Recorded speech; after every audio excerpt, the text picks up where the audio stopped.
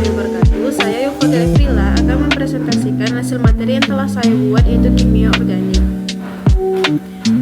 Kimia organik adalah ilmu yang mempelajari struktur, sifat, komposisi, reaksi, dan persiapan senyawa yang mengandung karbon.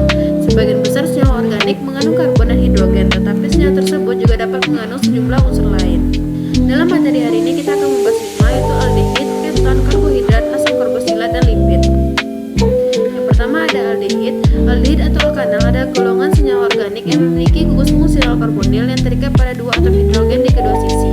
Kemudian ada sifat aldehid, termasuk dalam golongan senyawa semipolar, terdapat pembentukan ikatan hidrogen dan ikatan dipol, serta rantai pendek yang umumnya larut dalam air. Dalam tata nama aldehid, yaitu pertama, pilih rantai karbon lurus terpanjang yang mengandung gugus dan gantikan dengan akhiran al. Yang kedua, gugus CO ditandai dengan posisi 1 dan lebih diprioritaskan dibandingkan dengan gugus lainnya seperti OH dan karbon. Kemudian ada aldehida aromatik yang biasanya dianggap sebagai turunan benzaldehida sebagai senyawa aldehida aromatik yang paling sederhana. Kemudian ada klasifikasi dan kegunaannya. Yang pertama ada aliphatik, kedua siklik, dan ketiga aromatik. Dalam kegunaannya sebagai bahan pengawet, bahan baku industri dan pangan, serta industri farmasi.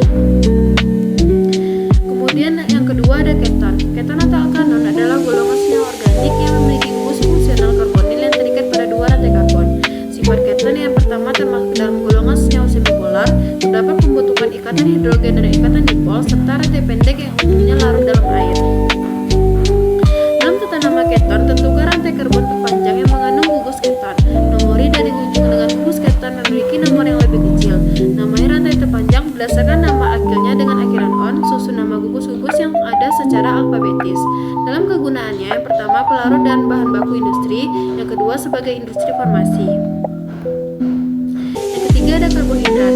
Karbohidrat atau sakarida adalah biomolekul yang terdiri dari atom karbon, hidrogen, dan oksigen, yang biasanya dengan perbandingan atom hidrogen dan oksigen yaitu 2:1 dengan rumus empiris.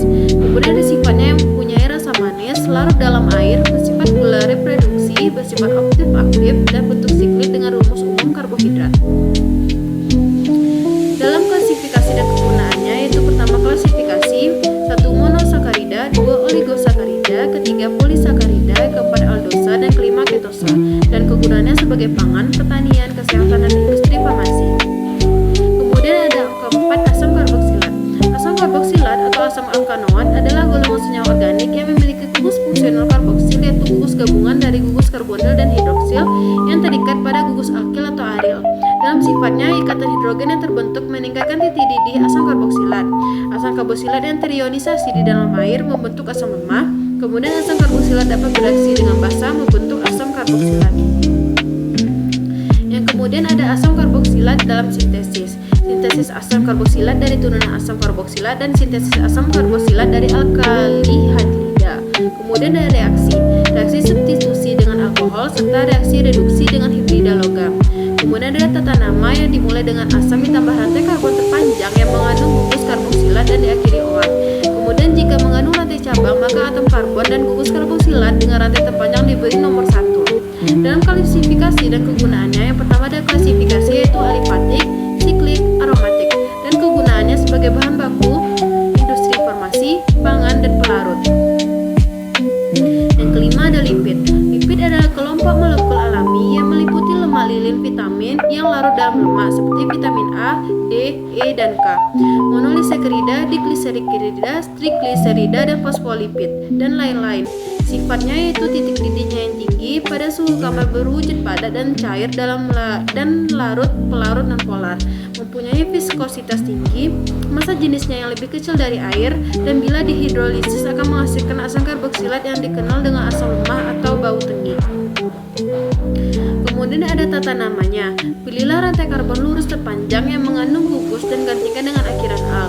Gugus CO yang ditandai dengan posisi 1 dan lebih diprioritaskan dibandingkan dengan gugus lain seperti OH atau karbon. Kemudian aldehida aromatik yang biasanya dianggap sebagai turunan benzaldehida sebagai senyawa aldehida aromatik yang paling sederhana. Kemudian ada klasifikasi dan kegunaan. Klasifikasinya yaitu turunan lipid, perenol, polikerida, lipid sederhana, lipid kompleks, dan fosfolipid, sphingolipid, dan saccharolipid.